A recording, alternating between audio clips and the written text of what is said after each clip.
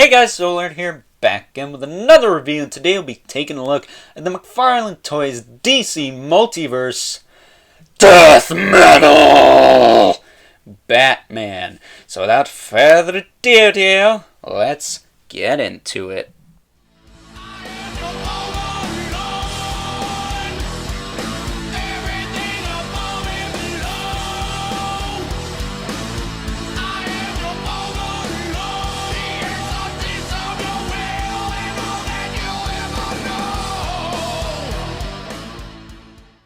Alrighty guys, as I said before, today we're taking a look at the Death Metal Batman, part of McFarlane Toys' DC Multiverse line. He's not part of a Build-A-Figure wave, he's just kind of a one-off, along with the Drowned, Damian Wayne, and the Red Sun Superman, I believe.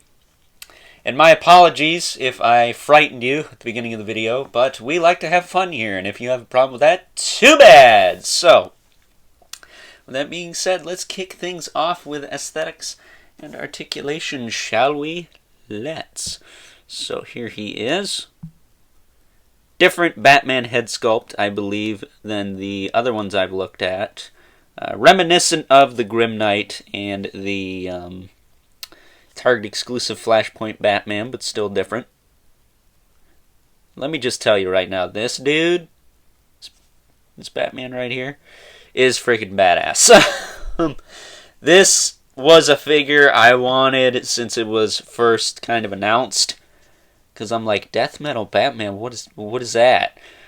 Well, first of all, I'd like to specify that this is more of a heavy metal Batman. Death metal guys typically don't dress like this.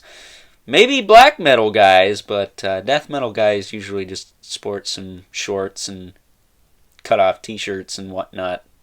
Those of you who are familiar with the early 90s Tampa Bay death metal boom, probably familiar with that. But I will say, he does look like Rob Halford from Judas Priest quite a bit here. And that's freaking awesome. He's got the leather trench coat going on with the studs all over the place, right here and right here. I believe he also has a brown trench coat as well. And I would not be surprised if they make a variant, maybe packaged in with the Death Metal Bat Cycle, which I reviewed a couple of weeks ago. Don't worry, I will show this guy on that at the end of the video. But really love this guy overall. I will say the chains, they are rubber, much like the Mortal Kombat 11 Spawn, who will also make an appearance at the end of the video, as usual, but be careful with those. You don't want to tear those. Sucks because about 20 years ago those would have been real metal chains, but whatever. Can't have your cake and eat it. And as far as I'm concerned, this is way better than any other $20 figure I've bought this year. Even with that little thing. It's a little nitpicky thing. Could not be a problem. Knock on wood, it isn't, but just something I figured I would point out so you are aware.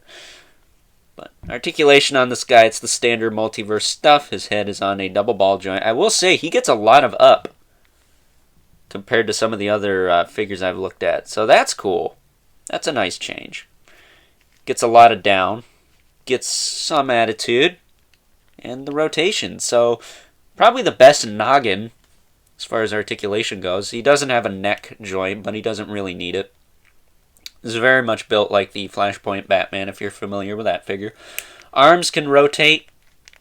They are on that kind of ball joint. I will say this one on mine, no, I doubt this is all of them, but the little kind of cup piece that's on the torso, that's connected to the torso, not the floating piece, but the piece that the arm actually pegs into, is a little crooked on mine. But because it is a ball, it doesn't really affect it. So, while that is kind of a problem, it doesn't really hinder anything. So, it's just something to note. If your arm maybe comes off a little easy, probably because the shoulder's too tight, or maybe something like that. But it stays on there pretty good overall. Said overall a lot already. Arms will hinge out to the side, though.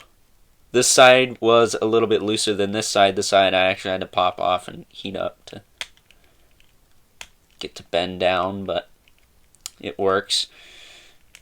Does rotate, of course.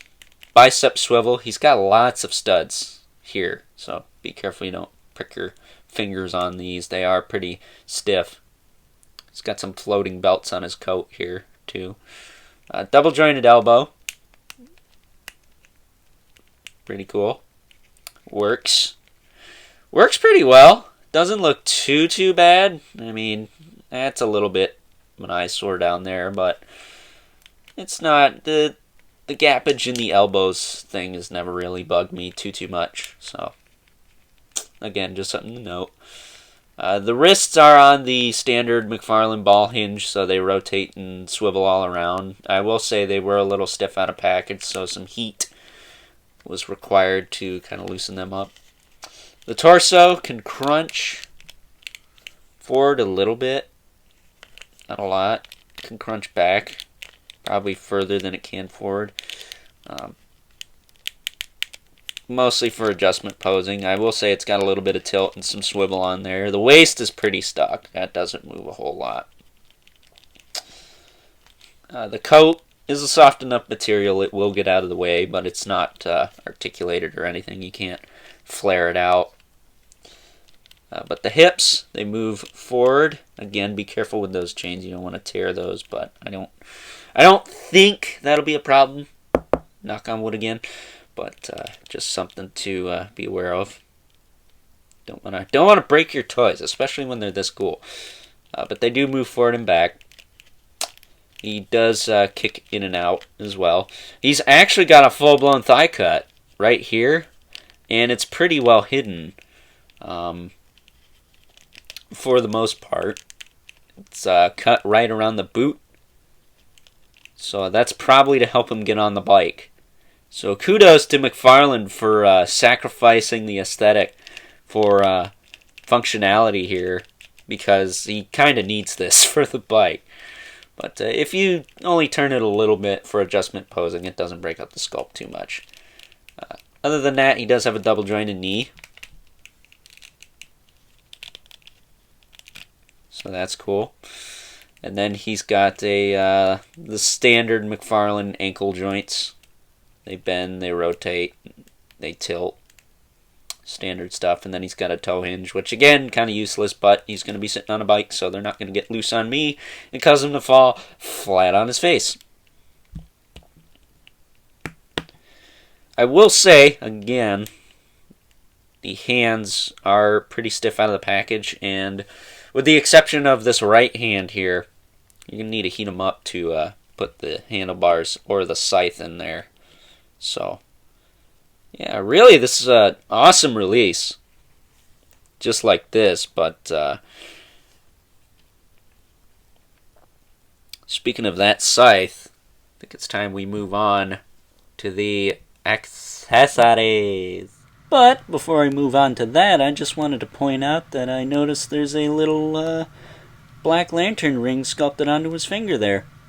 It's pretty cool, actually. Not sure if you guys can make that out, but that's probably how he's able to control his army of zombie Batmen. So with that being said, now, I think it's time to move on to the accessories.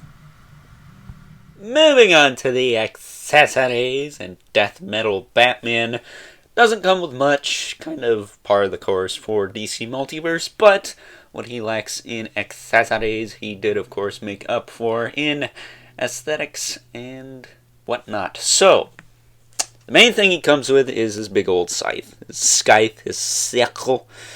And this thing is awesome. It's got the kind of bat-wing shaped blade on it. As you can see there. It is really long, too. It's taller than he is, obviously, but it is quite the weapon there. You could probably use this with a Mythic Legions if you wanted to. It's got the wood grain and the wraps all around it. And he can, of course, hold this with two hands, but I'm going to be displaying mine on the bike, so he will be holding it with one hand. Other than that, he comes with the display stand, which is just a black circle with a peg on it. It's got the DC logo, but I've never been able to make that out. And then last but certainly not least, if I can pick it up here, we have his collectible trading card. You can see him there. Looking awesome. On the back, you got a bio. You could pause and read that if you want.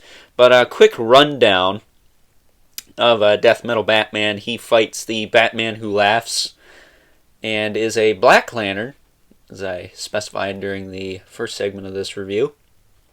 And he has like an army of zombie Batmen he commands to fight the Batman Who Laughs and his army of Groblins, which are the Robin Crows, for those of you who remember that review from a couple of weeks ago. Shout out to T-Biz, actually, for the information on that. So with that being said, let's take a look at some size comparisons. Taking a look at some size comparisons, here's Death Metal Batman next to a couple other cool variations of Batman. Got the Target exclusive Flashpoint Batman on the left and the Grim Knight on the right. Up next, here he is next to a couple of his antagonists. Got the Robin Crow, aka the Groblin, on the left, and his arch nemesis, the Batman Who Laughs, on the right. And last but certainly not least, got our two regulars, Mythic Legion's Brother Mandibulus on the left, and the Mortal Kombat 11 Spawn on the right. So with that being said, time to wrap things up with some final thoughts. Overall, and I'm going to just get this right out of the way and say it, this is my favorite figure of the year so far. I know we're only in February, early February, the first half of February, but I don't think I've gotten anything else this year that has A, excited me, B, satisfied me, or C, met or even exceeded my expectations more so than this figure. And it's just another Batman. But it's not just another Batman. It is the freaking Death Metal Batman, and this thing is the definition of kick-ass. I love this figure, from his Rob Halford-style trench coat, to his awesome scythe, to his Spawn-looking belt. I mean, he is drawn by Greg Capullo, after all.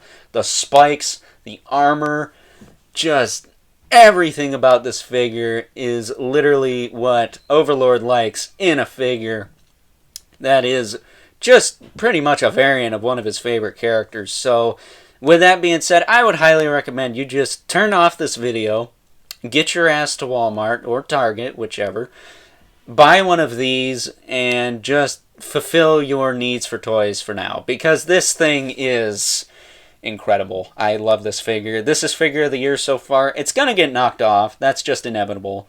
But right now, as far as I'm concerned, this is my favorite figure of the year. I'm 110% confident in saying that. That, and I would not be surprised if he makes the Overlord Action Figure Hall of Fame. That's right, I said it.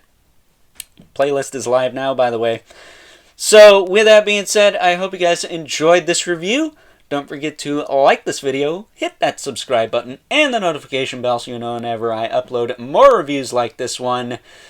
Come on, it's free. You know you want to. Help a brother out, do me a solid. I'll sub back. And also, don't forget to leave a comment in the comments section below. Let me know how badass this figure is, even though I kind of already know. But remember, keep the comments civil, because the world sucks enough as it is. And before I let you guys go, as promised, we're going to take a look at this guy on his trusty steed, the Death Metal Bat Cycle. Hold on just one sec. And before I let you guys go, as promised, here is the Death Metal Batman atop his Death Metal Bat Cycle. And this is one hell of a set. Not sold together, each sold separately, as the commercials say, but this is some straight meatloaf shit, looking just like a bat out of hell, man. And if you get one, you gotta get the other. So with that being said, hope you guys enjoyed this review, and until next time, I will catch you guys later.